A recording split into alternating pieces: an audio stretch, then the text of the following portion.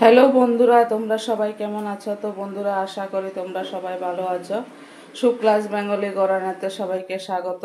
তো বন্ধুরা, আজকে আমি আর একটা রেসিপি নিয়ে চলে এসেছি। এখানে আমি কলার ভাড়ালি কেটে কুচি কুচি করে কেটে লবণ মেখে রেখেছি, সেগুলো ধুয়ে নিয়েছি। আর এখানে 200 গ্রাম চিংড়ি আছে, এগুলো দিয়ে ভাজা করব। তোমরা দেখতে থাকো। এই যে তোমাদের যে দেখার জন্য এই যে এটাকে আমি কুচি কুচি করে নিয়েছি। তো চলো রান্না করি।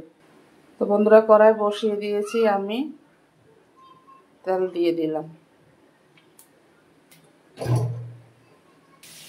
তো বন্ধুরা, আমি কালো জিরে ফোড়ন দিয়ে দিলাম 1 চামচ মতো, তেজপাতা ফোড়ন দিয়ে দিলাম,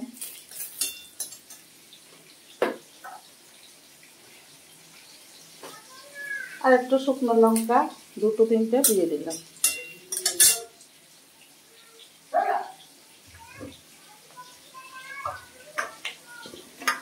আর চিংড়ি মাছগুলো নুন হলুদ মেখে দিয়ে দিলাম।